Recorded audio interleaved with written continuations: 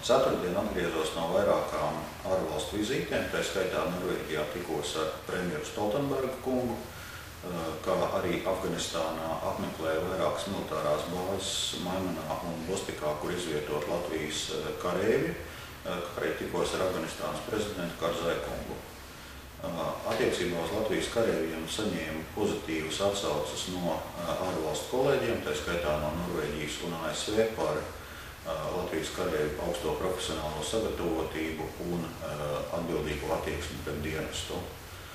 Tikšanās laikā ar Latvijas kareivjiem pārunājām arī tos jautājumus, kas interesē kareivjus, tā skaitā par sociālo nodrošinājumu, par aprīkojumu konkrēti misijas laikā, un kopā ar NBS vadību un aizsardzības ministriju strādājām pie šo jautājumu risināšanas.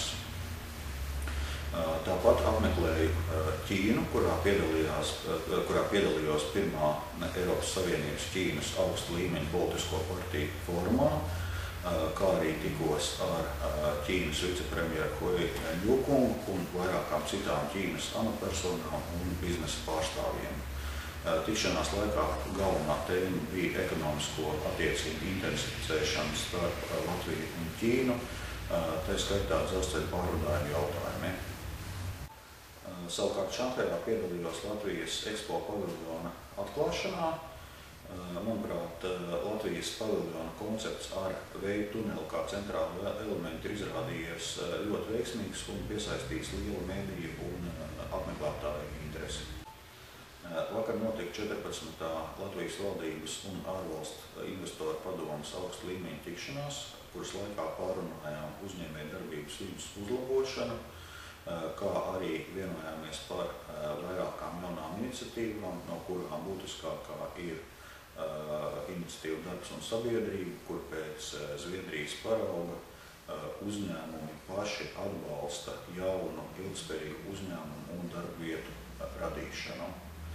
Pašreiz Rīgā uzturās arī starptautisko aizdevēju misija, un man ir arī paredzēts vairākas tikšanās ar starptautiskajiem aizdevējiem attiecībā uz Latvijas ekonomikas stabilizācijas programmas izpildi. Ārpolitiski viens no svarīgākajiem notikumiem ir pašreiz Rīgā notiekošā NATO parlamentārā asambleja, kur nākošu nedēļu uzstāšos ar uzrunu, kā arī tikšos ar NATO ģenerālsekretāru Rasmussenu kungu, lai pārunātu jaunās NATO strateģiskās koncepcijas praktisko ieviešanu. Tāpat nākošu nedēļu piedalīšos Viļņā notiekošajā Baltijas jūras valstu vadītāju sanāksmē un Baltijas attīstības fórumā.